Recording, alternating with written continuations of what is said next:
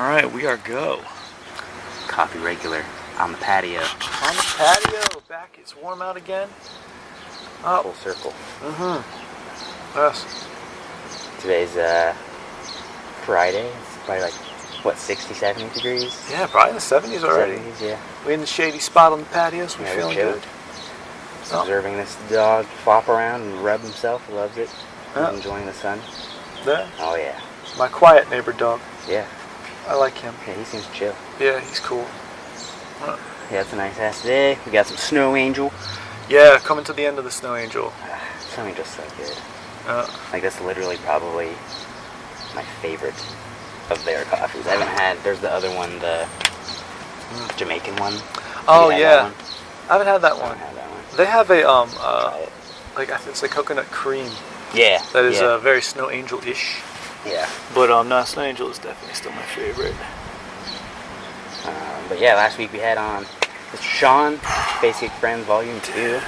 That was fun. Yeah, I'm apologize ahead of time for my editing of that one. I didn't write down all the names and stuff because I was too into listening to the story. Yeah, like, there's so many names, like, so many just, well, like, not just people that were necessarily unknown at the time, like, not everyone knows who, like, Art Davie is, or, you know, someone like that. Like, he was a matchmaker for the UFC early on, like... Or the judo coach at OTC. Yeah, like, these are the martial arts folk that we were kind of talking about, like, these are the best-kept secret kind of people, you know? Coffee's not quite hot enough. No? I apologize ahead of time It's on okay. that one. It's, I heated it up too much, and then I tried to cool it down. Yeah. It's all good in the hood. Be alright. But yeah, like his coach, John Saylor, and just sort of he's talking about fighting Rorion Gracie, you know, a Gracie challenge, and they didn't tap each other, you know. That's awesome. I love massive. those are stories you don't hear from the Gracies, you know. Exactly. The Gracie stalemates story. don't have their... The ones that they didn't win, that they didn't put on their DVDs. The ones that were like, okay, this guy knows his shit. That's why there weren't too many judoka in the original UFCs. Because they knew it was cracking too. Yeah. Like, we ain't on your stuff. Yeah. We know your stuff. Like, this is ours. Yeah. Like videos of people doing like De La Hiva in the 50s and stuff in judo tournaments. I love that keeps popping up. I know. Because you introduced me to like that, pretty much that basic internet video once. Yeah, yeah. And then every once in a while someone rediscovers it, it pops up on my Facebook, and I just have to smile and watch it again. Yeah. Because one, it's reaffirming. Like, you're like, oh yeah, like recycles and just like everyone, it seems like now, like with jiu-jitsu in particular, everyone's like looking for the next best move to put a DVD series out about, you know. It's like, dude, nah, like, everyone's done everything already. Like, in some combination or something. Like, it's great if you can monetize it and make it a business thing for you. Like Tom DeBlass, like, he did wonderful stuff, you know. He's putting out some good stuff right now. Yeah, like he's done wonderful stuff, and like that made him like financially stable as like a jiu-jitsu coach, and you know, as like a person stuff. So, like, I can't hit on it, man. Yeah, you know, he was he was the originators of kind of a good video. Yeah, like he took time, but look back to Roy Dean. Like his videos, in terms of good content, was like the original. Yeah, but I mean, he was also, well, we know his background. Yeah, got to read that book, Becoming the Black Belt. Yep. Of how he knows how to video edit. Yeah, it's actually a fairly the way he found it is like pretty obscure, I thought, like, but very cool how he utilized it. Yeah, he utilized kind of all his resources. It was very like the Ninja Turtle of him. Well, yeah, it just comes back to like be aware of your environment. He made his tools work for him, and then other ones he like outsourced or like, you know, and then he outsourced when he needed to. Or learn it. Yeah. You know, hey, speaking of which, season 2 of Coachella is out. Roy Dean's thing. Yeah, go on his YouTube. And I think season 1's up on Amazon or something. Okay. Yeah, it's weird, but it's on YouTube. Check it out. Perks of being outside. Yeah. Organic. It's crazy looking. What is that? So is that like his... What is he doing with that? I don't even know. It's just like his friends rolling at his school or something. Oh, okay. Yeah, it's neat. Like, it's very experimental Roy Dean kind of stuff. Sure. But, you know, like... I like watching stuff like that. Yeah. Just peek into people's lives kind of thing. Well, if you look at it, like, he was sort of one of the first ones to do cutting-edge video stuff and, like, take time with videos and, like, put them out. He's probably someone to pay attention to for, like, the next thing or next bit, you know? Like, he's paying attention to, like, oh, like, what's not happening or what is happening, you know, doing something different or, you know. Yeah. But I like the way he explains stuff. Because real, but it's still a little bit mystical. Like, mystical and not a bullshitty way. Yeah, You're not yeah. like, oh, he's full of shit. But he's a storyteller. Mm-hmm. He doesn't take the I don't want to say imagination, but yeah, I guess kind of doesn't take the imagination out of it. The lore and the thing you're fascinated about that isn't quite real. Yeah, yeah. And he kind of uses that and grounds it in reality. So it makes it real a little bit. Yeah, it makes it real a bit, which I enjoy. That's my thing. Yeah. Yeah, I think a lot of stuff and like way martial arts has like been shaping up, but particularly in the last like 10 years with like jiu-jitsu and stuff, and like it just like gears you back towards like look, for instance, like the kids in the 90s now have money, so they're like buying like full Green Ranger, Power Ranger suits and like stuff, so like they're putting money into their childhood ideas, you know, and like recreating that. Dude, Jason David Frank, I fanned him on Facebook like when he first got on, and I just thought it was cool that he owned it. Yeah. That he was going to all these Comic-Cons and doing all this stuff, and he's like, yeah, I'm the Green Ranger, and it's awesome. He's living it. But to see what he has turned that into has been it just brings me so much joy. Mm-hmm. He's like, it's so cool. And he's like getting so much respect from people now. It's really funny. Yeah. But, well, like, I mean, he almost, didn't he like form his own martial art like system for a while? Yeah, he did. Yeah, he had it with his brother. Yeah. And I mean, he fought MMA. Mm-hmm. He's a big dude. Mm-hmm. He's like 220 or something. He's a big ass guy. You saw him when he was fighting MMA. Yeah, you're like, damn. He's like, out. I mean, he can was move. good. Yeah. He's really good. He can he's not just like a taekwondo beefy. guy. Yeah. Like karate guy or anything. He's generally well. He's very well rounded. He's real open minded about stuff. Yeah. He challenged CM Punk. Yeah, see, that's some shit I'd watch. I would why can't Tommy be in the UFC? Like for the hell of it, just do like a character thing and just make it, you know, like Green Ranger versus his wrestling persona. Like, do it, man. That'd be fun. Even like, I don't know, instead of having like older fighters, you know, like go into other Legends League. Yeah, almost, and like put fucking big boxing gloves or bigger gloves on them so they don't take as much, you know, and then just kind of let Randy come in and handle everybody. Yeah, just kind of and like let it turn into a little bit more like a pro wrestling, but still fighting and they're doing it. But Bellator's going that way. Yeah. I mean, Machida's about to take over Bellator. Mm-hmm. In my opinion, I think he's gonna be a champ. You think so? I think he can take Mousasi again. I think it's an interesting match. He's going toward that. He laughed at Bader. He's like, I'll fight him. Sure, he's both champs. And I think he could go up to he'd be a tiny heavyweight because he doesn't walk around very big anymore. He walks around 205, but he'd be a decent heavyweight. In Bellator, I think he can move. Fine. Because who were the heavyweights in freaking Bellator? Like his face? Frank Mir's there. Mitrione can freaking move. Yeah, he can. But and then Roy Nelson.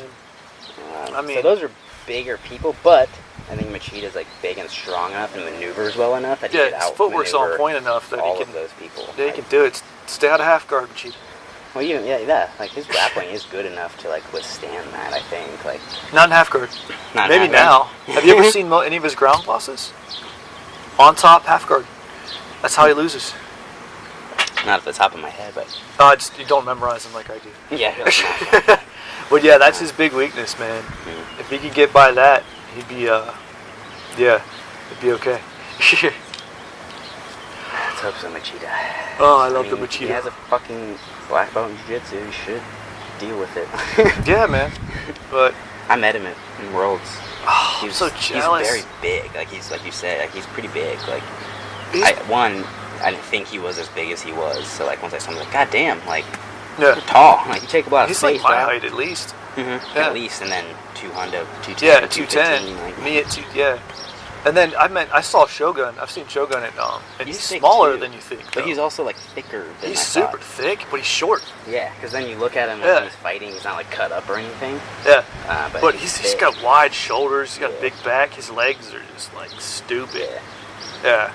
And he's almost nerdy to a point of shyness. Oh, really? Yeah, it was really funny. Because I didn't bug him. Yeah. Because I saw him, he was trying to get lunch. I mean, you're going through a translator, talking to a person whose first language is Japanese, and you're trying to go through this business. poor man just recognized sushi, and it's the only thing he recognized So here. you're like, let him get some lunch, you Yeah. know? But then I see him standing around just watching grappling stuff, and he's always in his bubble coat. was it cold? Yeah, 'cause it's March, you know, it's at the Arnold. Oh yeah, so he's and chilly. He's chilly. he was chilly, and like I just smile at him. He smiled back because it was years in a row we'd see each other. Yeah. And so it got to the point, like with you, like I am with Urijah Faber. Faber recognizes me, Yeah. and we're like, that guy, hey, what's up, man? Yeah. Yeah, like so he was one of those guys, and I'm like, I can't tell him that I rooted against him. He might kill me. Which, like, judging by his personality, though, he'd probably think it was funny. Yeah. He's coming out of retirement too. Rumor, tack his knees back on. He's fighting. Is he fighting? I forget. Is he in the UFC? Nope. Bellator, I think. Shogun. No, Urijah. Faber. Oh, Faber's UFC. He's fighting he the still UFC. UFC? No, UFC Sacramento. Okay. Yeah, he's fighting in UFC Sacramento. And who is he fighting? I can't remember. I was thinking of that. I was surprised. It was surprising that he took that fight because it's a younger guy that's kind of on a tear. Yeah. And I can't think of his name because he's newer, but he's on a really good run right now. I only saw the headline and I was like, huh? Now, I follow Faber on Facebook, so he's been... It was funny, before that, he suddenly reappeared. He hadn't really been posting much on Facebook or anything. And all of a sudden, he starts posting videos and talking about, like, all the old clothing lines. And I'm like, Faber about to come back. And then he had a baby, and I thought, oh, maybe it's because of the baby. I went, no, he's coming back because he had a baby. Yeah. Like, he need that baby money. In that cheddar. Yeah. Putting away a little nest egg. But yeah, his child with the most perfect hair. The kid was born with perfect hair. You can tell it's a Faber. With his, She's a Faber for sure. His hair's. But I'm excited, man. I like Urijah Faber. I know you've had your issues with him in the past, but I've always loved him. He had a phase where I didn't like him. I liked him originally, like when he was fighting in WEC and all that. Like, oh yeah, in WC he could have moved into my house. Yeah. He was like a family member. Yeah. Yeah, like that. And then I forget like what phase it was. I was like, God, you're kind of. Probably the Renan Barrao's beating me up phase. Yeah. Yeah. Yeah. I think yeah. You know, like he went on a tear for a while. Barrao was on a pretty good freaking tear. Barrao, and then he gets beat once and just Yeah. disappears. Yeah, that seems to be the case with a couple dudes like that, like him. And, I didn't realize he was that fragile. Yeah, like you lose once and you're off. I mean, yeah, Dylan Shaw whooped your ass, but it's MMA. Everyone's gonna get their ass whooped. You're gonna get beat. You're gonna get beat down by somebody. That's the life, man. But yeah, and then we all found out that Dylan Shaw's on the EPOs. Got that super endurance. Yeah. Oh well. What'd you get for going to flyweight? Stupid.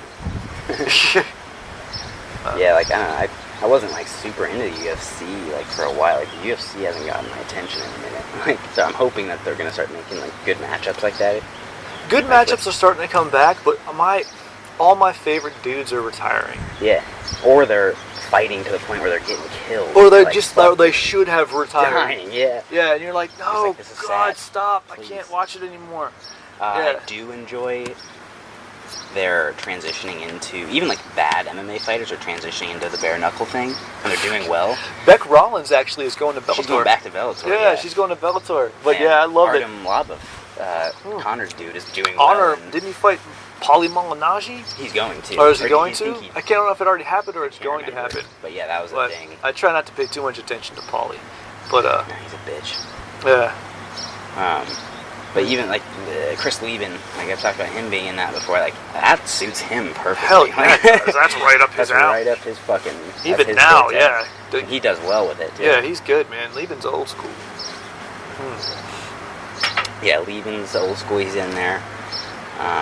Like Bec Rawlings was like the first MMA person I think to kind of really kick in with it and like He really lean did well. into it. Yeah, really lean And into she, it, man. like, Bec Rawlings is gritty, man. That fits for For her. sure. And Joey Beltran, he's had a few fights in it. Yeah. Uh, There's that other guy. I forget his name. I haven't seen it, so I can't remember everybody. Yeah. So like between I think that's cool, and like I still think the karate combat's cool. Karate Combat gets to get their shit together, man. Yeah, exactly. I was Because gonna that say, can be really cool. like, it's so cool, but They're presenting it really well. yeah. And it But has there's a varied shit on the enough back end. rule set. Because it like allows some sweeps. Yeah. And It's it's all entertaining, like- all the punches and kicks that you want. So Taekwondo people can be interested, karate people can be interested, boxers can be interested in it. Grappling still. You know, grappling, it has enough throws. A casual fight fan can look at it. Yeah, a casual fight fan can see it. It's accessible for your casual fight fan because it's striking. But the presentation of it's very cool. Yeah. I like the live stats. I like the entrances. I like the ring even. The ring is cool. dope. The pit little thing, like that's nice. Tight. They turned that into a circle rather than a square. It's perfect because you can hide in the corners. There's a pit, yeah. Yeah, make it like big BKB Boxing. That pit. I think would suit it well. But that would be that I want to fight in that shit. Yeah, like between. I'd have to lie like crazy. I don't have a fake eye. I've never had surgery. I'm fine. It's like, all right, fuck it, go. I had a dream that we're planning a family vacation in 2021 to Japan. Nice. We're gonna be there for like 3 weeks. My wife's putting this all together, and my only requests were like, I'm climbing Mount Fuji. I need to do judo. Yeah. And we're going to all these places that have Kosen Judo, so I need to get to know some people so I can get in. Yeah. And I'm going to the Kodokan, and I'm climbing Mount Fuji. But I had a dream that I got in on some tournaments. That I did karate combat and won, and then I got invited to a Kosen Judo tournament and won. And I'm like, I dreamt it. It must happen. That is something I'd like to do, is compete abroad, like, a little bit. Like, even if it were... I've never competed abroad. I've been in fights abroad. I fought abroad. I haven't. That was fun, but not official. Yeah. Like, I would like to compete, like, Europeans or something like that. Like, that's one of the... Something that we should have done years ago, me and my one coach would talk about, is we're going to do, like, an open tour. We're going to save our money and go over to Europe and do a bunch of different countries' opens. Yeah, that would be sweet. Because if you stay in youth hostels, like, just paying your $150 or whatever to get into the open isn't that much. Just bring your gear. And we never did it, and I don't say I regret it, but I kind of wish we would have. Yeah. Taken on the list. Taken some few months off, just done it. Yeah. That'd be cool. Because like I can't do it now, and Taekwondo sucks now. Yeah. And I don't hate the players, hate the game. I don't dislike anyone in it. Your rule set sucks. The game sucks. Yeah. The game no good. I mean, excuses, but like that's how I feel a lot of times with like certain rule sets, you know, IPJIF and whatnot. Rules dictate behavior, man. Absolutely, that's what I was talking about. So be into what you're into, but you know, sometimes you just gotta do what you gotta do. Well, like just like reverting back, it's like I'll teach self-defense on occasion too. It's like rules dictate behavior. There are no rules with this. Like this is where this removes that. Like people do this in boxing or in here because it's sport related. Yeah, and if they're trained sport related, that's where your autopilots go. Yeah. And yeah, that's a nice conversation to have. And it's a nice, I don't know, I find you get like 80s karate guy a little too much. Think so? Because it can get hypothetical. Yeah. Yeah. Sometimes too much because you really can't go off on each other. Yeah. And so sometimes people think they're tougher than they are, or that they can pull off stuff that they can't. And so when I go into self-defense, like I'll keep it very, very basic. That's what works in self-defense. But that's what works. But like I can't go beyond that because everyone always wants to. But what if you do this? Like, oh my god, I was poking a fucking eye. Yeah, exactly. Come on. It's like, well, if I have your head like this and you're trying to stab me, I'm gonna rip your fucking jaw in half. Yeah, I'm literally gonna shove my fingers up your nose and just pull. Yeah, like the rules that I've trained under did not allow that. These are not those rule sets. I will. Yeah, or like I used to do. Every once in a while, I would do some door work in Athens occasionally. Yeah. And so I would always think about like cool ways to escort people out of a bar. And sometimes I would put that in class, and someone would always come back to me on it. I'd be like, all right, go have 5 beers, forget everything that you know, and now try to beat me up. And I'm going to politely escort you out with a slightly painful arm lock. Yeah. See what I'm saying? That's what this is geared toward. Yeah, don't know what you know. Be drunk and pissy. Yeah, but I don't want to hurt you. Yeah. Too bad. So, yeah, with like self-defense and legality stuff, is like, so nuts. Like that's as bad as unified rules. Yeah, pretty much. What state are we in? Oh god. Especially Ohio. Like Ohio is particularly rough. Like I'm not particularly sure why, but we have some antiquated gun laws, self-defense laws, fighting laws, like or just some that are missing. Like a general problem with the United States laws in general. Sorry, I said general twice. Sorry. But we don't progress quickly. Right. We get stuck. Like even look at the educational system. we could be the greatest very quickly and very easily, but people hold on to the old stuff. Yeah. And so if you look at self-defense laws, especially, Same thing. it's the same deal. Like, there's a minor little tweaks you can make, and you're fine. And a lot of those are mental tweaks. Very much. And it's dumb that people that don't understand it cling on to something else, and they don't really even know what they're talking about. Yeah, like... And you're like, come on. Like, that just kind of, like, admit that you don't know everything and learn something else that might help and save someone else, you know? Like, that's where I have issues with it. It's like, you're closed off, teaching someone this thing that might not work for them, and then you're closing out something that might work for them, then it comes down to them to actually have to use it. You just screwed blew them. your fucking job. You had one job and you fucked up. You got someone killed. Yeah. Pretty much, yeah. And I mean, how can you be closed-minded with anything? Like, I come from a sport background. I get it. If you're in a sport, realize you're in a sport. I think that comes with being an athlete. Like, this is a sport. This is this. Like, you know, like, we've talked about our competitive issues and, like, mixing identity with it. But, like, yeah, I mean, the identity... you're also, like, at the same time, like, I am this is me, this is not me, and blah, blah, blah. Like, yeah. Well, I mean, I was, I don't know, lucky enough to like to fight. And so I would just fight anybody. And so it was a way of checking myself. I would find my habits, and then someone would break that habit, and if my first thought was, oh, you can't do that, I'd be like, there's my hole. You know, and so it was nice. Yeah. It was nice to kind of keep me open, because I started actually just fighting. And then I went into a sport, and then deep in the sport, I had people that reminded me of, you still need to be a martial artist, you still need to be able to handle shit. Yeah. Yeah. Oh, okay. Yeah. Works out. I don't know.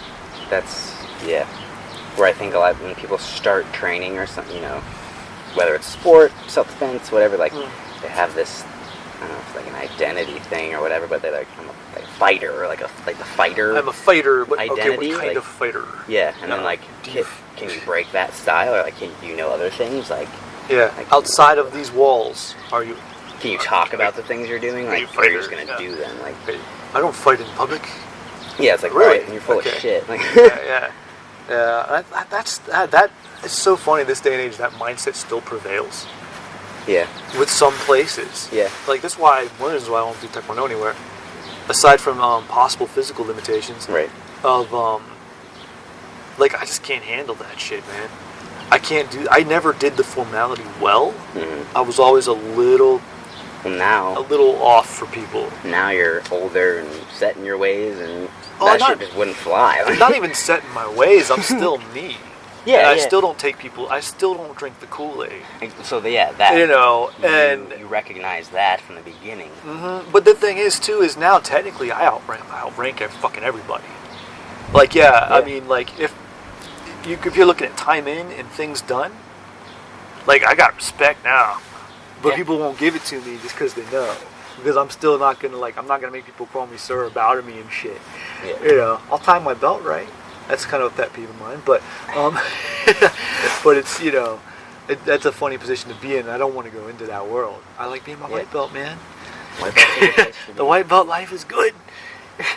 I used to, like, just a mental thing. Like, I remember, like, coming up, I guess, like, white through brown belt or whatever.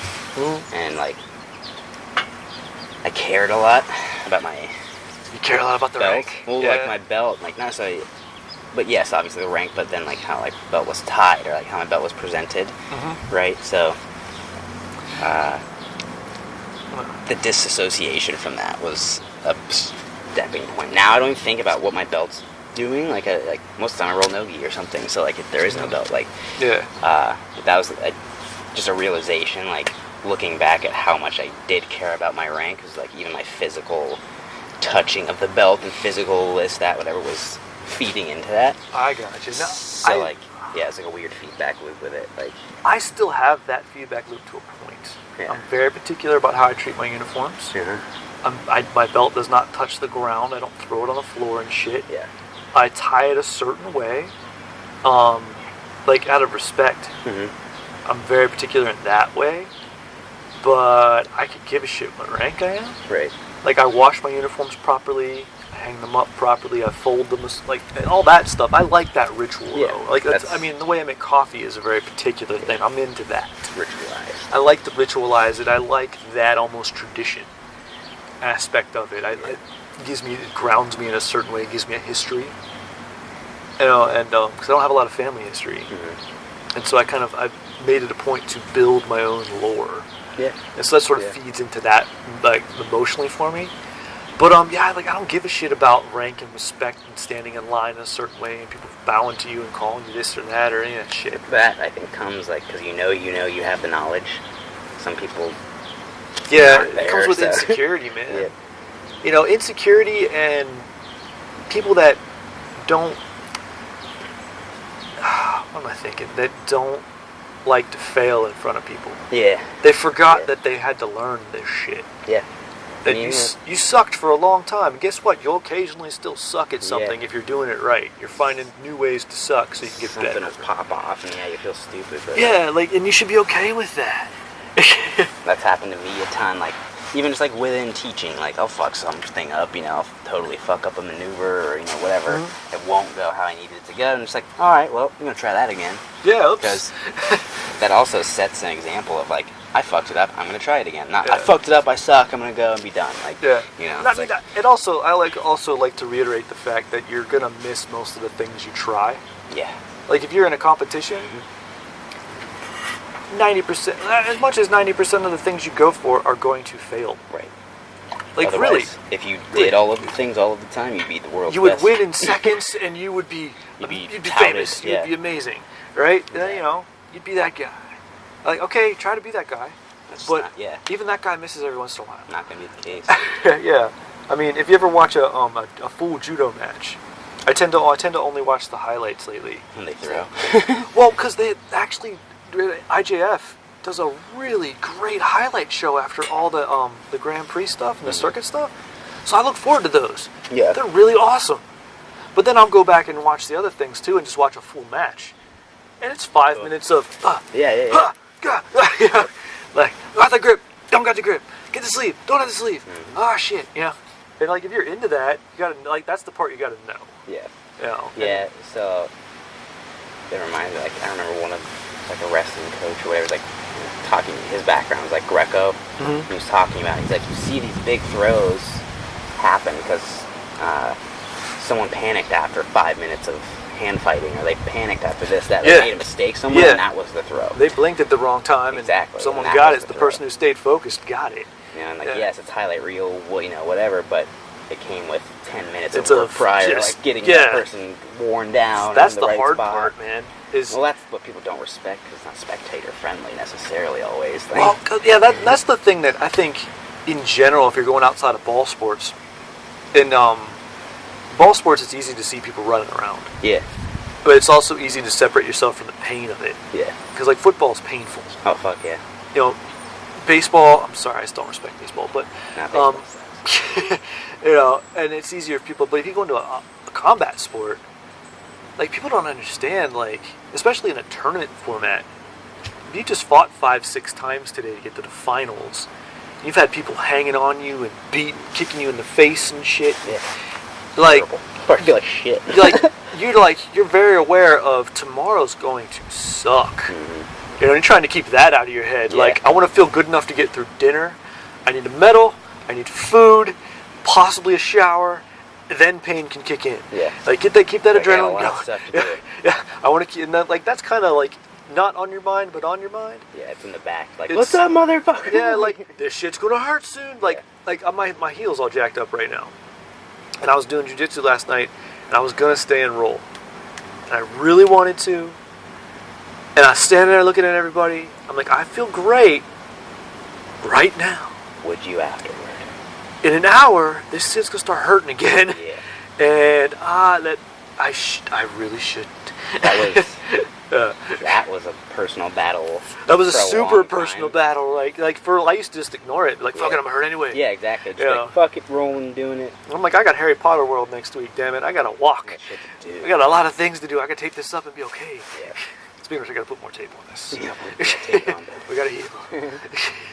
Yeah, like, it's kind of funny, like, you would say not do an activity to feel good for martial arts. Yeah, right. but So do martial arts to yes. feel bad for all your other For activities. everything else. Yes. You know, it's just a funny trade-off. It is a trade-off that I never thought about until everything started falling off. And you're like, God damn. And even now it's difficult. Uh-huh. Just be like, I know I could take it. I know I'll be fine-ish eventually. It's like what level of fine and when. Yeah. And I'm like, man, I haven't had to, my tape's getting old. I have like to put extra stickum on it. And that's a good thing. Mm-hmm. Because I haven't used it in a while. Yeah. I'm like, that's cool. Be that guy, man. Yeah. Yeah, it's very funny. And, I mean, especially with grappling, like, you don't have, like, impact injuries like you do with striking. I find it easier to work around injuries in grappling. Especially in jiu-jitsu. Turn them into something. Like, you can turn it into something. You can be like, oh, I can't do that, so now I have to go this way, which throws everybody off, and it gives me all these new entries, I think jiu-jitsu is the best sport for injury function, like around injuries. I think outside of still. My neck injury was the only one I couldn't train around, and that was it. Otherwise, I wouldn't recommend on that one. No, just let your neck be. Yeah, I had to let the neck be for a while. But every other injury I've had I've been able to do jiu-jitsu in some way. Yeah, and been fine. Exactly. Like that's what I tell people like who are coming into it. I'm like, a lot of the main difference in like training and just philosophically between like grappling and striking is like what type of like training you can get away with for a a long period of time, a sustained period of time. So like grappling, you can roll 100% for a long period of time and probably rack up some nagging injuries. But like you go hard in sparring or striking for a long time, you're gonna be racking up. You're hurt. Shit. Yeah. Yeah. I mean, in one round, you might get something broken. Yeah. Like that. Yeah. Exactly. Like first impact could be something. Yeah. And totally then it goes fucked. a rib, and you're like, oh well. Like, all right, got 10 more rounds. Sweet. Like, it's a good day. Yeah. But yeah, it's just an interesting paradox with people in martial arts, and then just seeing people shift into that, like seeing people who are like new to grappling or new to martial arts, like they're like, oh, I'm gonna push through this and like say fuck that. Like it's like, wait, no, dial back. This is my mistake. I've made this mistake. Go home. Like, yeah.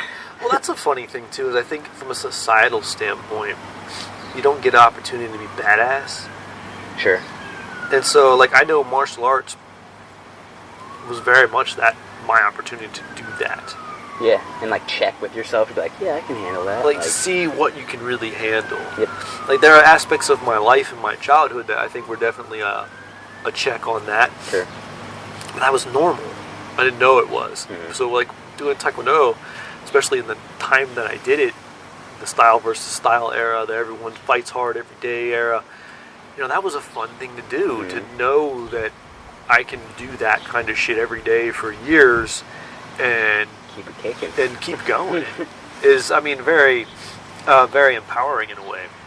Yep. And it's just, I think more and more the 21st century has really as sort of your last hope for that kind of stuff. So it's a balance of, you can't explain that to somebody. Yeah. But can you help them through that without them getting too much worse? Yeah. Can you give them their moment to be Rambo?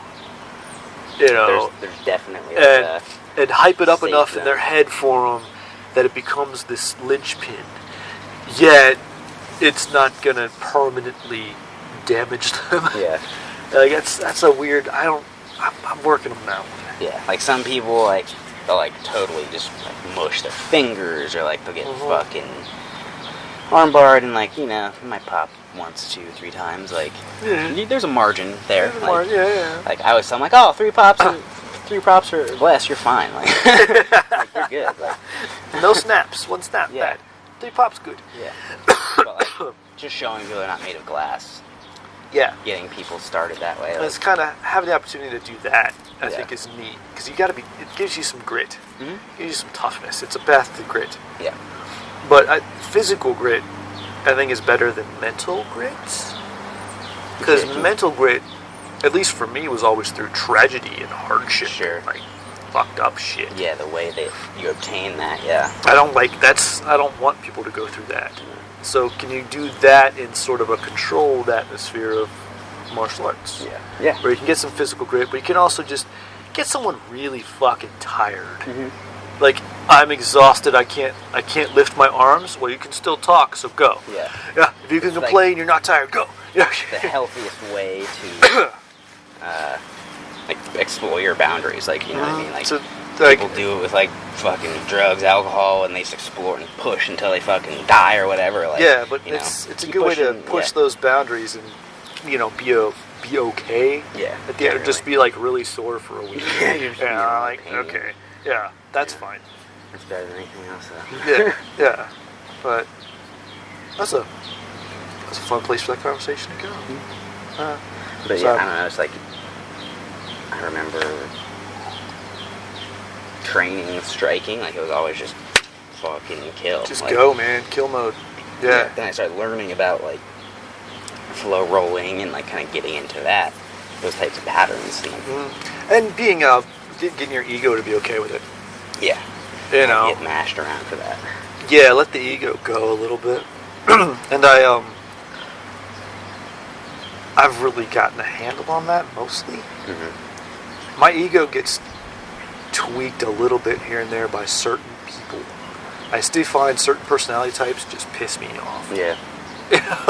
Or certain things that people do where I'm like, no, Yeah.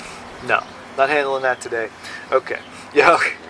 But otherwise, yeah, having to transition into the flow roll state. It's a beautiful thing. Yeah, and it's like, it's almost like, is it okay to go like this? Like, can I do that? Yeah. Am I still cool? Like, Okay. you're moving, you're cool, alright. Yeah. We good. Yeah. What do you think of the slightly cooled off coffee today? Good. Snow Angel. Snow Angel. Can't go wrong with Snow Angel, really. Like, It's any always style. good, man. Yeah. And had a lot of it this year. More than in past years. We're I happy. definitely went hard on it when you showed it to me. Yeah. As soon as like I finished up, Oh, I think the same day no, nice. when we did the one, like the first time we did, I was like, I gotta get this shit. Yeah. Now that you can get it at Kroger, man, Yep. it's like It's on the it's easy now. local thing. Yeah. Which So also has other cool ass local products. Like I maple love that. syrups and shit. there's some pickles I get from that one. Yeah. I got some sideburns, like grilled pickles. Yeah. Oh, those are good. And there was a particular hot dog sauce I was picking up on that local thing. Only in Ohio do you get hot dog sauce. Other parts of the country, it's just chili. Yeah. But in Ohio, we have sauce. Specific. That was an interesting transition when I moved to Ohio when I was 15. Someone gave me hot dog sauce. I mean, you know, like chili? You're like, no. You don't know. No, it's hot dog sauce. I'm like, okay. And I tried it. I'm like, oh, that is a particular sauce. Strictly for hot dogs. Yeah, that's delicious. You know, Ohio's a weird place. So I saw like a picture, like some candle company in Indiana or something, like made an Ohio scented candle, and it just said, it was an unscented candle, and it said not much here, not much to do on it. That's Like, funny. I guess a bunch of Ohio people got pissy about it, but You're like, well, that's funny as hell. that's Western Ohio, guys. Yeah. It's just Y'all- corn out there. Y'all don't know shit. Yeah. Come see us. We got a little more, yeah. Get past Dayton. Yeah, Get past seriously. Dayton. Get past Dayton, you'll be fine. Especially Keep after driving. All the tornadoes. Chewed it up. Fucking Southeast Ohio got crushed by those tornadoes too, Yeah. man. Dude, we got chewed up. All the hills, the tornadoes were just going up and down the hills. Yeah. That's nuts. That's There's scary. like, funnel clouds like everywhere. Like, Tornadoes are doing things tornadoes aren't supposed to be able to do now. I was gonna say, like, hills and differential like that shouldn't. Supposed to shut them happen. down. Yeah. Nope. Now they just go over it. They've evolved. They just shrink and grow. They evolved. The storms have evolved. Yeah. Fuck. What was that? What was that Will Smith movie? Everything on this planet has evolved to kill human beings. Yeah. Like the preview of that movie was amazing. I've never seen it though, but yeah, that's what happened. Yeah, pretty much. Even the weather's evolving. Yep. To wipe us out. Sorry, suck. Hopefully we fix that. Yeah. We'll see. You know. So where else should we go today? Yeah, I'm trying to think. We got some time. Yeah, it's Friday. It's Friday. Going to Outer Banks tomorrow for a wedding. Nice, dude. Stoked. That'll be fun. I've never been to Outer Banks, and I've I've always heard never good been, man. Yeah, I don't. I'm of the Florida chunk of Ohio vacationers. shit. Yeah, me too. Not the North Carolina, not the South Carolina, whatever, the Carolina chunk, which I should be the Carolina chunk. I got family there. Yeah. But yeah, I don't go on vacations enough in that respect. Yeah, but there's supposed to be like ponies and stuff on the beach, wild horses. No, there is. Like, where is that? Someone specifically told me about that, a spot in the Outer Banks where the wild horses live. Yeah. It'll come to me, that beach. But yeah, if you can get there, dude. Ponies. Go see that. Because there's ponies fucking everywhere. Like Iceland has free ponies. Like they're just around, like That's on phenomenal. the Black Sand Beach or whatever. There's just ponies walking. I was watching this thing on Nova, PBS, on like the evolution of horses. Mm-hmm. They had a bunch of PBS different shows were all kind of doing it, and so me and my daughter were watching a bunch of them. It was really cool, but like the oldest ancestor of the horse, these tiny little horse-looking things. There's one herd of them in Mongolia. Oh shit! Yeah, Awesome. most horses pretty much come from Mongolia, and there's like the horse people that cultivated them, that drank horse milk and ate horse meat. Straight up. But horse the key was they drank horse milk. So like it's hard to milk a horse. Yeah. You got to distract the horse and make them think that like their kid's drinking the milk, Yeah. not the person, because otherwise Goddamn. they'll close it off. And like okay, so like the fact that these people's drank horse milk was the key. Yeah. They're like, oh okay, then they definitely domesticated these horses. And like, Interesting. but it was cool, man. This like one little herd left that this woman bought up a bunch of land, and she like just watches them, hangs out with them, Yeah. and it's really neat. Probably like her kids. Yeah, it was really These cool. are my Mongolian ponies. But yeah, That's and, sweet. yeah, and the rumor of my family being part Mongolian, and so I like my people. There's a form of like Mongolian wrestling that's badass. Like It is. Mongolia's badass in Mongolian, general. yeah. Their wrestling I mean, teams that they their send. judo team's awesome. Yeah, all their grappling teams are tight. Like, And I mean, a landlocked country with no major body of water, that's just yeah. extreme weather. Yeah. Just all the time. Yeah. You know. It's Asian Russia over there. Yeah, it's They just it's Asian Russia. Yeah, it is. It's right just between fucking- China and Russia, and that's what it may is. as well just fucking Yeah. do the weird training of both and just destroy people. Yeah, yeah, that's it. Do the weird Russian training, do the weird Chinese training. Like, Yeah, and then just like, mix yeah, it and mash it. there's a reason we owned the known world for a moment there. Yeah. Yeah.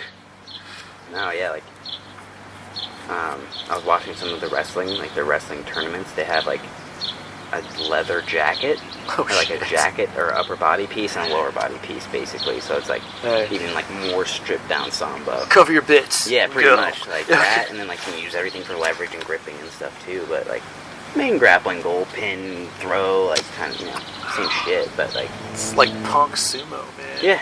Yeah. Well, I mean, I think like every martial art was created for warfare, right? So they came back to whatever Yeah. to train, this, that, whatever, and it morphed into whatever. So So how do you tone down the warfare and get the Yeah. basics? Yeah. Yeah. That's how it comes down to. yeah.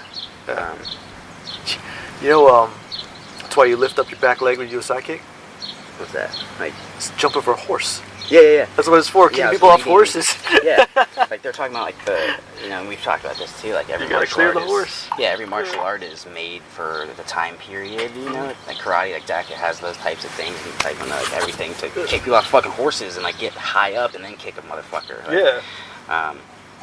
Everyone's like, oh, it wouldn't work in this, and like, well, It worked. your Superman punch wouldn't work against a fucking horse warrior either. So fuck you. Like, Yeah. like Your Superman punches were a big thing in Taekwondo back in the 80s. Yeah. 80s and early 90s. see, everything recycles. Like, Yeah. Oh, they were a thing. Yeah. Yeah. But like, They you know, come- the- people who are the big bad motherfuckers today, like 17th century wouldn't be the case. Like, Yeah, no, man. Yeah. Take away your modern training methods and your supplements. Yeah, exactly. Yeah. Like, do you even know how to eat natural foods that would make you feel good? Like, Yeah. can you go survive? get that meat somewhere? Can you survive without those things? Like, yeah, it's interesting. I know you should see my leafy green bed. I can survive. It's like sharp. A lot Yeah. of chard.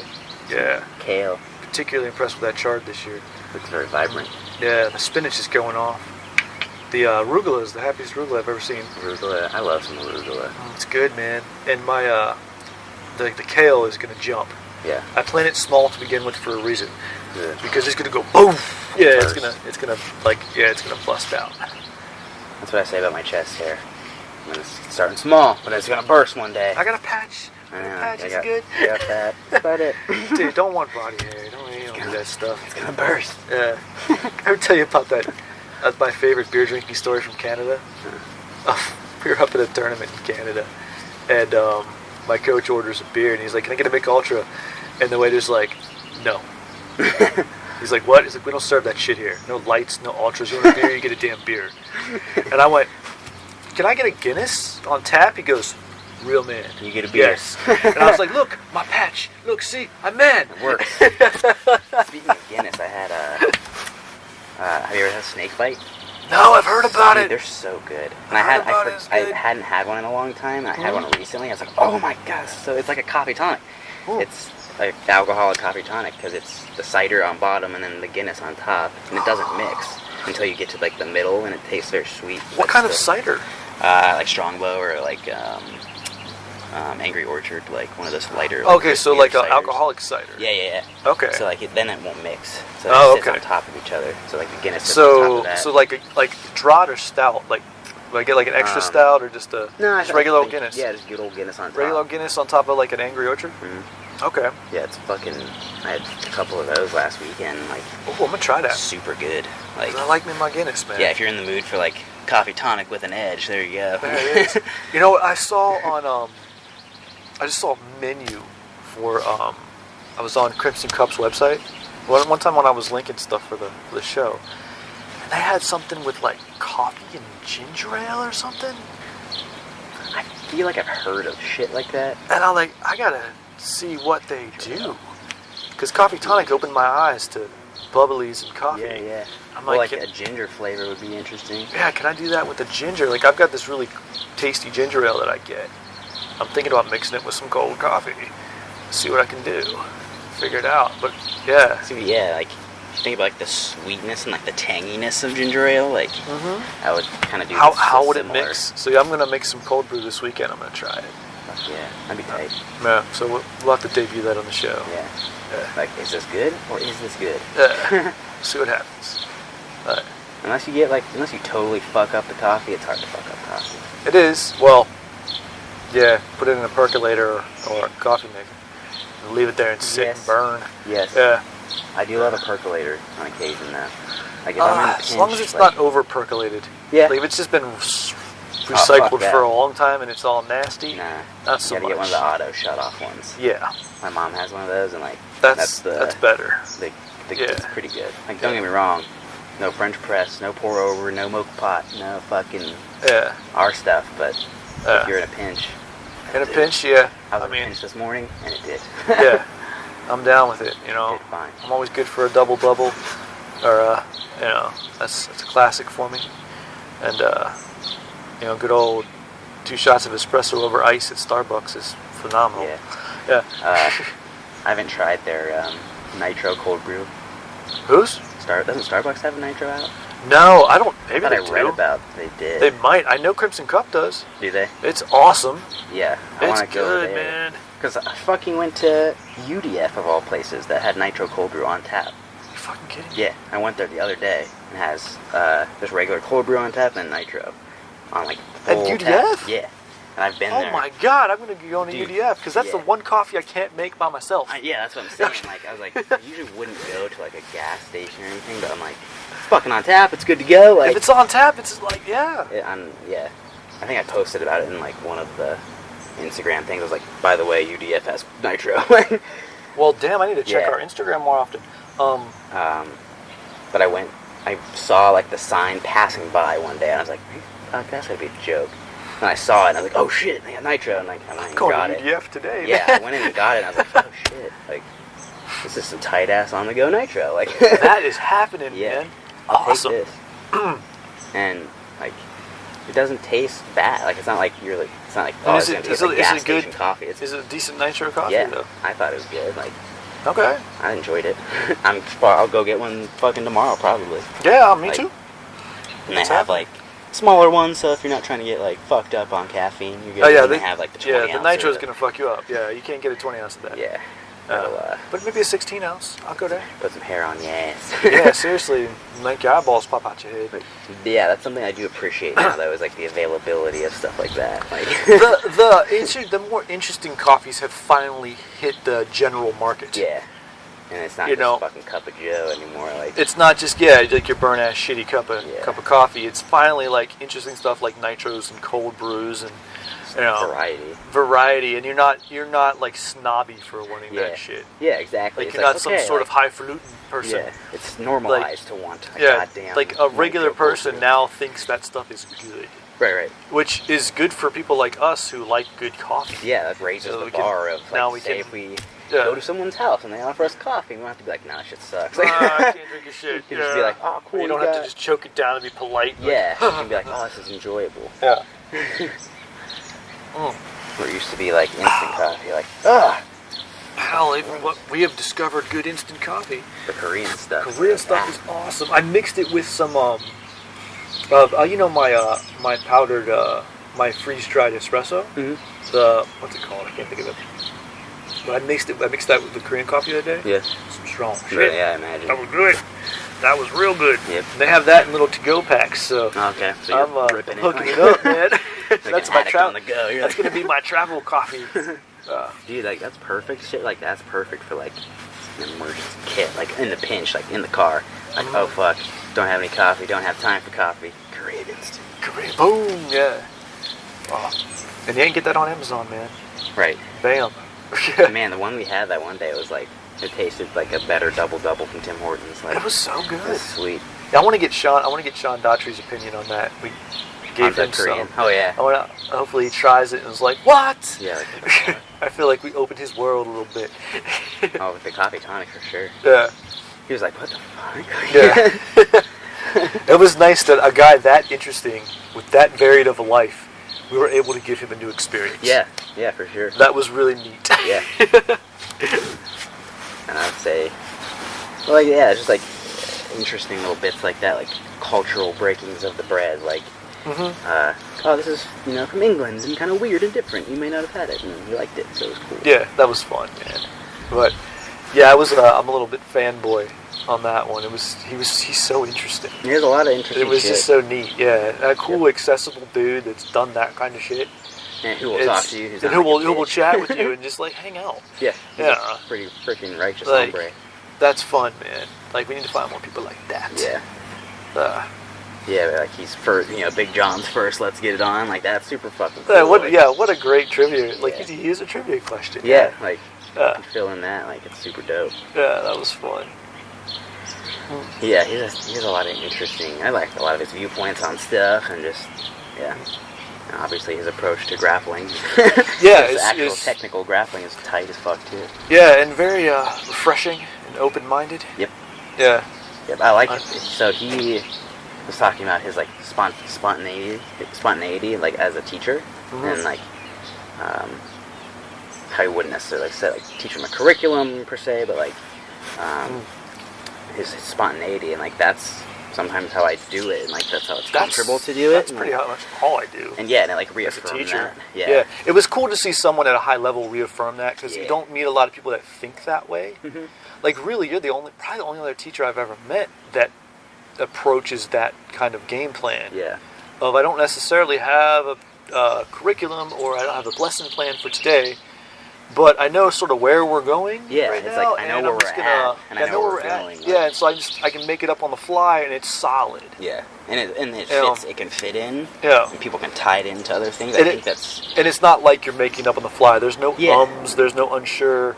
That's a certain skill to be able to do that. And I don't appreciate it as a skill because I've been doing it for so long. I think so too. And you see people that can't do it, and you're like, yeah. So I took don't it you know granted. Your basics? That's all it is. Yeah, I took it for granted for a long time. I was like, oh, I'll teach you this, and then like I started seeing people who were just starting teaching or instructing, or whatever. They're writing every detail, and I'm like, damn, if I did that, I'd fuck up. I'd fuck up bad. Like that class would suck. Because I tried that. I literally tried that once. Yeah. I did that one time, and it sucked. I did it for the first line of things, and then the next thing was fucked up, and I was like, this is done. I'm like, screw this. I gotta go. I just gotta off the top of my head. Yeah. But I don't appreciate that people can't do that, as I don't see it as anything weird. But it's kind of how I was raised. It just, I just show up and have to do something. So do it well, okay. And then I learned how to just puzzle piece it in my head. I can structure it. And for whatever reason, like I always had the desire to be able to understand what we were doing on a molecular level so that I could explain it. Yeah, That me too. I want to be able to explain it to a child. Yeah. And have them I want to get explain it to a child and a freaking, fucking some random dude and then some dude, I want to be able to explain it the same thing in all those different ways and get the same bit out of it for everybody, kind of thing. Yeah. And it comes down to just understanding mechanics and stuff. Mm-hmm. That's the thing. I think that's what makes the difference with like instructors. Like that's where it really shows. Mm-hmm. Experience level shows like. Mm-hmm. And not just like the quality of experience. Yeah, but like the understanding level. Yeah, and like that's like you've been in flow states for a long time to understand that this works this way and this motion. Yeah, because you got to start lateral thinking. You got to start piecing shit together that doesn't necessarily piece together. Yep. So I put biomechanics into everything, and I'll piece in my exercise physiology and different psychology things and different like chemical reactions in your brain. And all these stuff go into it, and it turns into my basics. Yep. But it all kind of. But I think that turns into a very. But you did all like the forward work on it so that you could boil it down for someone and give it to them. But like that was always the goal, right? Though. Yeah. And that's like you do that too. You drink it in and spit out something. Yeah, but you're always breaking it down and trying to find like the base pieces. Mm-hmm. Like what makes this the most fundamental aspect of it. Yep. And I think like a lot of.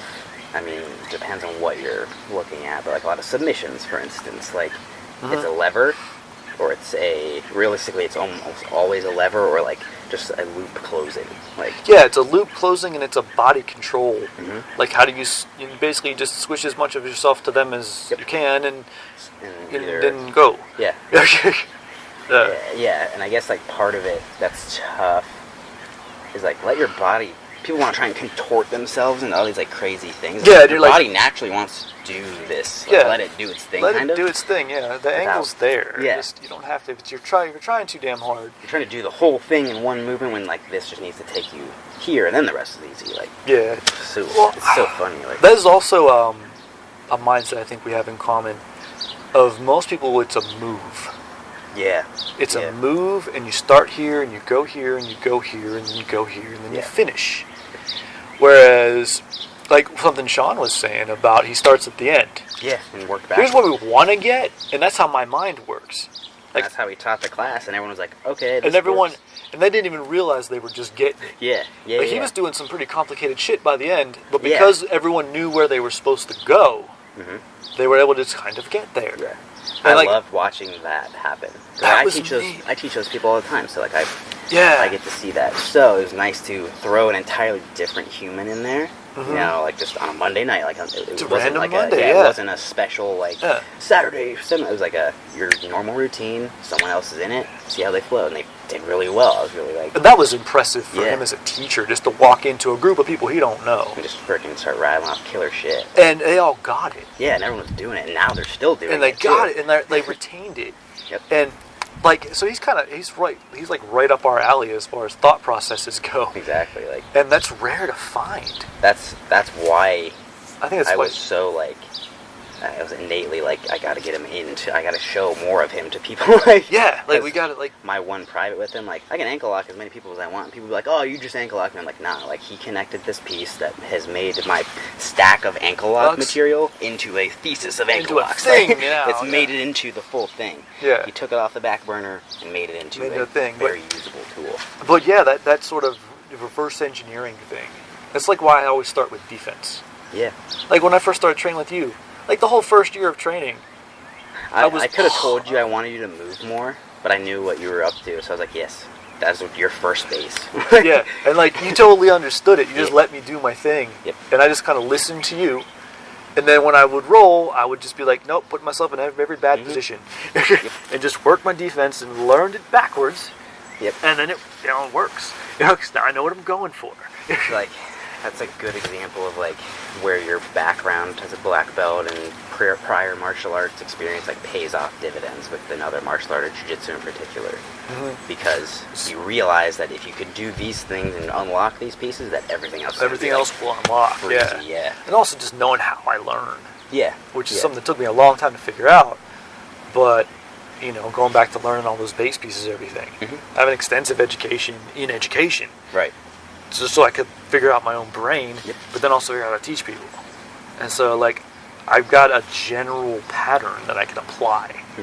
Start here, go here, and I'm fine. But it's a general pattern. It's not like hand placement. It's very much, I can plug it into anything because it's a concept. Like, so like, as a teacher, like you're a teacher, I'm a teacher, we all do these things, but then, like, you think about other teachers who, like, are so set in that, like, curriculum mindset, or, like, this way, this is what we're teaching, and this is it, like, that's not fun to me. Like, one, I've been in that environment, and, like, I've learned that way. And it's not fun to teach that way, and it's not fun to learn that way. Yeah. You can't learn. In terms just memorize. When I was, like, just a student and learning that way, like, that was my slowest progression. Always. Like, that was my absolute slowest. When I started to get really good was when I would go off on the side and start experimenting and doing different shit. Because, everyone they think the steps first, and then you absorb all the steps, and then you can be free. Yeah. Whereas in reality, actually, if you start free, and, it's like focus on progress, not perfection. Yeah. Yeah. Because if you focus on progress first, the steps people see as perfection. If I do all the steps right, I'm perfect. Right. But then if you think, you start from, okay, here's where I want to get to, and you focus on progress, then you're going to fuck up a bunch of those steps. But you'll get one, and you'll get another, and you'll get another, and then you'll learn it, and you'll have multiple ways in. And then the next level is, now I understand the steps. Yep. And you're not memorizing them, you're actually understanding why the hell they're there. And it's hard to get people's brains to flip. Because, like, as an educational system in the United States, we very much are step-oriented. Yeah. Memorize this, do this way, in this order. For this standardized thing. Yeah, for this thing. Very few people start with, here's the goal. And now that's changing. Like in my daughter's elementary school, she does a lot of projects where it's just make your own steps, but I need you to be able to tell me them. Yeah. Here's our goal. All right, how are you breaking that down? And there's a lot of just critical thinking being taught, which is very cool. Yeah, but so I was in the school system about 10 years ago. Like, and that was roughly still pretty fresh. Yeah. So that was not the case. Like, it was very much changed so. A lot. Like I remember, and I was thinking about this recently. I was like, if you just let half of the people think the way they wanted to, and, like, let them piece that out themselves, like, you'll get to the same shit. You'll get to what you want. Yeah, if you structure it, you put it into a format where everyone can do what they want to do. Yeah, exactly. And that's hard to do, especially in a formalized school system, because you have to kind of set up K through 12 in that way. Yep. And so it's hard to sort of revamp that, especially here where we're not really forward thinking in that respect. We used to be. Right. Like, and then it stopped. And it stopped. Pushed back into that. Like how Japan does math? How to, like... Well, that, like, the way they teach math, the way they do it, you know where that was invented? Michigan State University. Yeah, they tried to get it to catch here and no one would do it. But someone came over from Japan and saw a seminar that one of those people gave and was like... nuts on it. And was like, I really like this. Can you come and I want to show this to other... And, like, and Japan just ate it up. Why didn't we jump on that? No, there's a book called Building an A-plus Teacher. That a book. And I read, and I need to read it again. Because I took notes on like half of it. I want to like finish taking notes on it. But yeah, that's the history of it. And it's fascinating. That is interesting. And just and then just the concept, there are a lot of things that they did, but one of the really cool concepts was teachers observing teachers silently. Yeah. This is a big thing in Japan that we need to do more in the States. But other teachers will come in and just sit at the back of the room and watch a teacher teach. And they'll take notes. At the end of the week, they'll all do this with each other's classes. And at the end of the week, they'll get together and they'll help each other out. Yeah. Here's a cool thing you did. I'm going to take that. When you were struggling with this, try this. And they help each other improve as teachers. But they don't, like, they just go in the back of the room. Nobody knows they're there. Just do your thing. So, yeah, I think, like, and how... There's an actually cool Japanese term for it. I can't remember it now, but, yeah. Feel like the weird insecurities in America would be like, oh, I'm being watched, I'm being micromanaged. Well, because that's how it's set up. Is they set it up as micromanaging and someone's breathing down your neck. Yep, and that's how you view it. Not as a friend's coming in to just help out. Not a colleague's. And you're going to help them out, too. It's too much of the hierarchy. Yeah. You know, it's the belt rank thing. But, like, also, like, even as a teacher, like, yeah, you're leading a class and stuff, and you're like the leader position, but like, again, it comes back to the open-mindedness. Like, why wouldn't you be open to seeing another teacher teach and taking something from that? Or having another teacher behind the scenes give you some advice. Oh, fuck yeah. Absolutely. And just be like, you know, you were struggling with this piece, try this. Yep. And it changes everything, man. You get better. Mm-hmm. And it's cool. And I don't understand, like, why people are really insecure about that. I guess, like, now that I think about it, like, people might, they don't fail enough. Like, I failed so fucking much that, like, it just doesn't fucking... And fail in front of people. Yeah, like, fuck up. Yeah, and if you fail in front of people, and that's the one thing I like about, say, YouTube. Say my daughter's really into K-pop. Loves BTS. Mm-hmm. BTS posts practice videos of them learning their dances. Mm-hmm. They have these intricate dances, like, their transitions are freaking beautiful, man. Yeah. Like, oh my god, they're good. They have 7 dudes, and, like, everyone's taking a turn at the front. Yeah. And they're all, and you can't, like, when they switch, it's not boring. Yeah. Like, that's good. Like, whoa, world of dance has really, like, influenced my head. But, they'll post that, and you'll see them screw up. Mm-hmm. And you'll see them, like, this takes a long time to learn, and then they'll post a good one. And be like, yeah, we got it. That's a crispy one. And she watches them all the time, and she'll learn them. Yeah. And every morning, man, she's just picking a new song to master. That, but she's watching the fuck-up ones? Mm-hmm. So, she watches the mess-up ones. Where they're making and she knows they're freaking human. Yep. And sometimes she'll see him make a mistake and be like, oh, you know, he messed up there. But she'll see him mess up and keep going, and everything else is great. And he won't, like, one of the guys, they won't be mad at themselves. They'll just be done. They'll laugh about it. Skip it and go on, yeah. And keep going. And it's a very cool thing, because it builds a really good mindset. Yep. That you don't have to be perfect. And even if you mess up and you keep going, guess what? The show was still good. Yeah. Like, people will forget entirely about your fuck up. People probably don't even notice it if you don't make a big deal of it. Yeah, if you're just like, oh. Yeah, I really like that. Yep. Yeah. I'm learning, like, a lot of, like, just right now, it's a totally unrelated, like, not unrelated, but different skill. Like, I'm learning drawing from holstered stuff and reloading and stuff like that. Okay. So, stripping down to basics. Like, drawing sword, man. Talking about how, like, where my fingers are on the gun, like, how I'm gripping it, whatever. Like, when I'm bringing everything, it's all Where's straight your lines. elbow entry in that? Yeah. You know, like, it's all, but it's all, if you look at it, like, straight lines, very simple things. You're not, like, doing anything fucking crazy. It's all just in that same working space, right? So, but it just comes back to slowing it the fuck down, realizing when you fuck up, just continuing through, realizing, okay, I consciously did this. Yep. Do the next one, fix maybe one of those things, boom, next one, and then you start chipping away, like, fuck it up. Yeah, be present and cognizant when you're training. Yeah, don't beat yourself up, like, when you fuck up.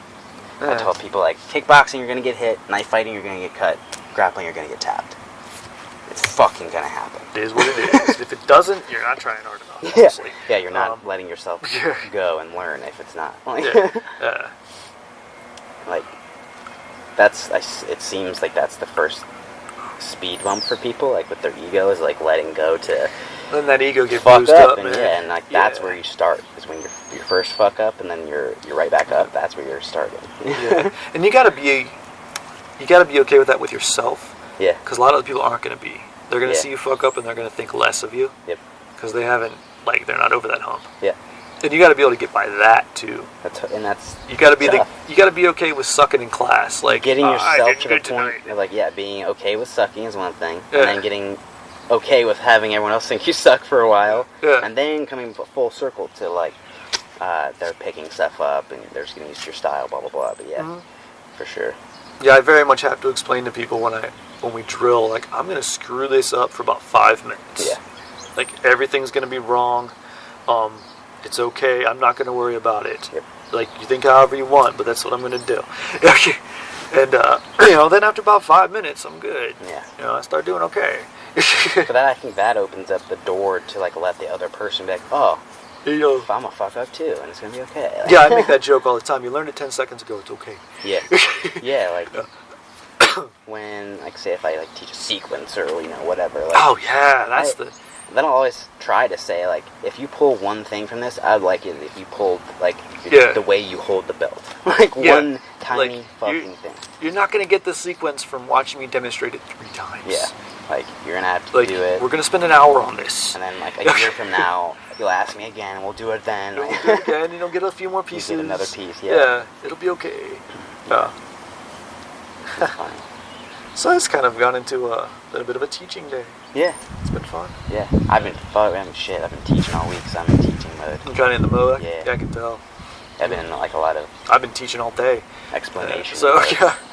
A lot of teaching today, so, yeah. Which I love. You know, that's one of the hats I love to wear. Mm-hmm. It's fun. It's fun to really get into it and do that at different levels.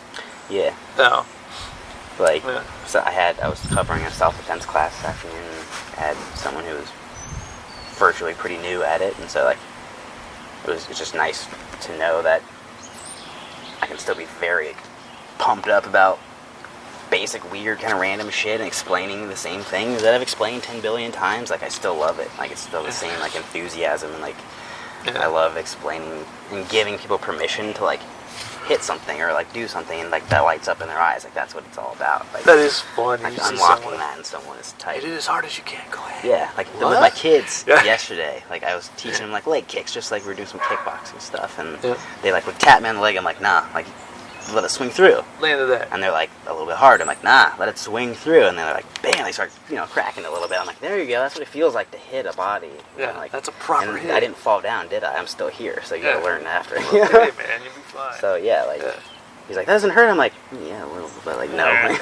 Not today, it doesn't. Yeah, not today. I can tell you it hurts, but yeah, it's just, like, giving people that kind of, like, permissive avenue to start to just, because, again, like, martial arts, all that shit, like, comes down to just expressing yourself and doing some good shit for you and whatnot. Like, who would have thought there's stuff preventing you from letting that happen? There's a lot of stuff you gotta get through before you start to do that, too. Mm-hmm. Yeah, you gotta break down all those barriers, man. Yeah. And that, it's just weird, like, I know no one else thinks about martial arts and jiu-jitsu like the way, like, we do, and, like, we talk about, like, a lot of people who train probably don't think that way, like, like, or at least not yet, let's put it that way. They will soon, keep listening. Keep listening, keep training, you're gonna be like, oh shit, like, start drawing parallels and be like, oh man, I'm in, like, here we go. I'm in, I'm deep. Gotta go get that burr grinder. Well, good. Whoa. But yeah, like, I think everyone who does jiu-jitsu, like, really takes it on, like, they realize, like, the size of the project they have in their lap. They're like, oh fuck, like, I really took a bite out of that, huh? Yeah, people, I think initially tend to think of it as a season or as a grade. Sure. And they get through it. There's my, oh, you can get that in a year. Like, kind of. If you do this, I wouldn't think of it that way. Yeah. And that's an interesting and it's hard thing to break through. Yeah, it's definitely hard with jiu-jitsu anyway. The way the belt system's set up, like, to get people to see past that. Mm-hmm. Yeah, get over the rank and just learn. Like, there's good blue belts and there's really shitty blue belts. Yeah, just because you have a blue belt on doesn't mean you're good. You need to be a knowledgeable, effective blue belt. Like, there's a difference. And not just disappear when you get your blue belt. See, I'm waiting on that. Right? I hope I don't disappear. Just evaporate. I think I'll be okay. But put it on. Start drifting off like Thanos got you. Whoops, the snap. That's where all the blue belts went. Yeah, exactly. Yeah, teaching is just, that's like one, like, hey, how I learn. Like, that's, I've realized, like, especially recently, I don't know why I've been going through a phase of, like, saying profound shit that's probably only profound to me. Awesome. I'm saying, like, these tidbits in class that I'm the only one that's learning write from. that down, like, damn. Oh, fuck. People are like, what? Like, I'm like, alright, give me a sec. Like, why are you crying, Mike? Yeah, it's okay. It's beautiful. Fuck. I'm fine. I'm good. I'm so happy right now. Yeah, there are a lot of connections recently like that, and I'm like, oh yeah. That's cool. That's a cool place to be, man. Leveling up like that. But on top of, like, leveling up like that, but not to say I'm not learning from sources, but, like, not have, like, someone over top of me saying that I need to be directing this way, that way. Like, you know what I mean? It's nice to have a little bit of freedom. Fuck yeah. It changes things, man. It's so good. Yeah. It's healthy. It is very healthy. Yeah. That's a topic for another day. Oh, fuck yeah. Yeah. All right, man. Well, let's wrap it up. I gotta get back to being a dad here. Yeah. Yeah. Gotta go pack for Outer Banks. Enjoy, man. Yeah, it's gonna be fun. Oh. It's it's not random because like we knew we were going for a while, but like I kind of forgot that we were going for a while, and then like popped up, and I was like, oh, Outer Banks, we're going. Dang, like, quick little retreat, sweet. Like that'll be cool though. So. Eat a lot of food, man. Yeah, chilling. Like find that nitro coffee somewhere. Fuck yeah. Yeah. You gotta have that. There's like this. I saw it was a Facebook ad, but like, did you see it? It was like a coffee box club that rotates coffees to you every month. Yes, I saw that on Instagram. You gotta look into that and see. I took the quiz. See if it's not shitty. Yeah. See if it's sent dope ass coffees. Yeah. I'm interested, but I'm a little scared. I'm so skeptical of all of them. Yeah, like not just skeptical, but like I'm scared of the addiction level. That too. I don't drink enough coffee to justify that. But if I'm sharing it with someone, right, and maybe, and like for the show and like reviewing it a little, like that could be a thing. That could be a thing. But it could also be like, get the coffee. We need the coffee. Yeah, I need just be bogged down by enough coffee. Oh man, that's why I don't watch new TV shows. Yeah, yeah, it's too much. So it is definitely a possibility. Or like I think we could probably start with like all the jiu-jitsu coffees, like all the jiu-jitsu coffee companies. We need to get oh yeah, that jiu-jitsu blend. The Ashi one. Yeah, the Ashi one. That one, and then we need to get some Coffee Kimura stuff. Yeah. They'll have their oh yeah, you gotta get those rash guards. Yeah, man. I have their discount code for that. Yeah, you gotta do that. Broke as fuck for a while, so I had to get we're going together on that one. Yeah, and we'll get some tight ass coffee bean ones, like. Yeah, and then we have to do like videos. Yeah. With those on. Oh yeah. That has to happen. Because that's coming. Then soon. there's another company that has tight ass gear that I wanna do some cool. videos in. It's called Supernatural Survival Gear. Oh, right. You've probably seen some of their stuff, like yeah. But like Kent Peters and stuff. Like it's his company, but they're dope for sure. Branching out. Yeah. Like it. We'll talk about it off air. I won't say that part. Yeah. There's secrets off air. There's secrets. You can't reveal the secrets. Yeah. But yeah, like I think we should start because like that coffee festival in Columbus is in September. Like we gotta go to that. That's one that we can really I think kind of zero in on, like an event sort of, and do some stuff with that. That'd be tight. Expand out a little bit. Get this going. Yeah, and just get like awareness. You know, get a little more popular. Yeah. Yeah, I got to do another round of sending stuff out. I sent a couple links out to some people yesterday, just like friends. But we have recently gotten quite a few new YouTube subscribers. Yeah. So I post a couple posts, like I posted on my personal Instagram. We're like, hey, have you fucking hit Coffee Regular yet? Go over, hit sub. I've been doing it on my personal Facebook. Because I never realized until now how important it was to have people like actually do the subscription part, like for engagement purposes anyway. You know, I'm like on my YouTube page, like subscribing to other people's shit and like realizing that's a part of it too. Like I'm trying to go get Coffee Regular to subscribe to more people, but I was looking at our numbers on YouTube and like literally 50% of our views are unsubscribed. Are like so I don't know where they're coming from. Yeah. But like 50% of the views are coming from non-subscribers, which is cool, because we're getting out there. So. Yeah, it's spreading slow. I mean, there were people in New Zealand and got that one dude in New Poland Zealand, man. One dude in New Zealand. Shout out to you, whoever you are. Leave a comment. You're fucking dope. Yeah, you're awesome. Tell all your New Zealand friends. Go down to City Kick Boxing and tell everybody there. Yeah. You got a place to train. You're coming to Ohio, dog. Yeah. We'll hook you up. You got coffee and jiu-jitsu taken care of. But yeah, look for more. Hopefully, just more types of content. Yeah, there's like different. We're gonna videos. We're talking about some other things, figuring out ways to get it out there. Shit, we could probably start doing like a technique of the week thing too, like just a quick little fucking, like some stuff like that. Yeah, like a maneuver. We can do a lot of stuff with it. Yeah. So. Yep. Keep your eyes out for more Coffee Regular shit. Yeah, and in the meantime, keep your coffee regular. Yeah, peace in, everybody. Peace. See you.